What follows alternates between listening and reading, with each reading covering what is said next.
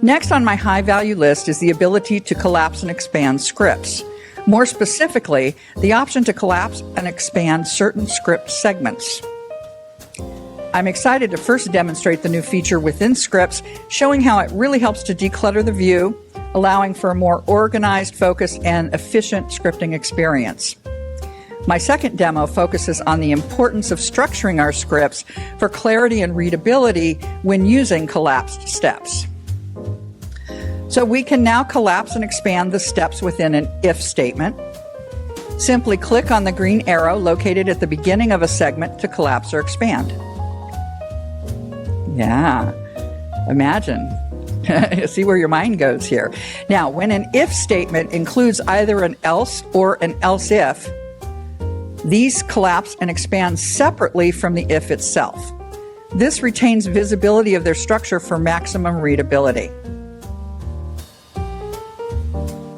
We can also collapse and expand the steps contained within a loop, or an open transaction segment. Here's just one example, and don't worry about being able to read the script. That's not the point. This is one example of a typical script with multiple ifs and a loop and some nested ifs. Within these mere 72 lines, there are 10 different segments that can be optionally collapsed. And when collapsed, it's literally half the length, even with its self-documenting comments. It's simple and brief, no doubt, and that's great. Unfortunately, with most of its self-documenting comments now located within the collapsed segments, it's not communicating to me in a meaningful way. But with only a few updates, the script can retain its simpler collapsed state while also informing me, the developer, of both purpose and options. In addition to adding comments to the existing if calcs, I also replaced else steps with else if steps, specifically so I could add comments. And if you can see it closely enough, you'll notice that the else if test is just one, because it was an else, which was going to be true if it got there, right? So just replacing that else with else if one, and then your comment will work.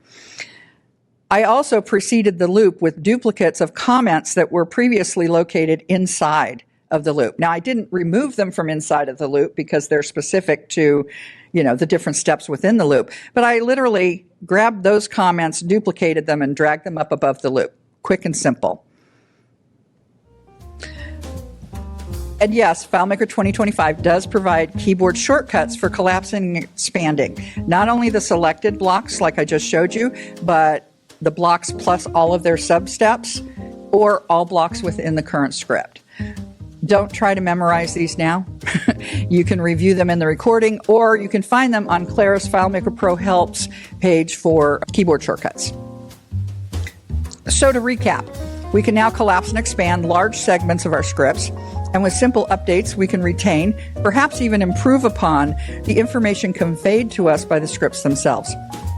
I encourage you all to explore this feature in your own solutions to enhance your productivity while working in complex scripts and when working with co-developers to make it easier for them to be able to follow the logic of your larger, longer scripts. And consider where simple updates like the ones I've shown you could be applied to retain that readability and understanding of your workflow.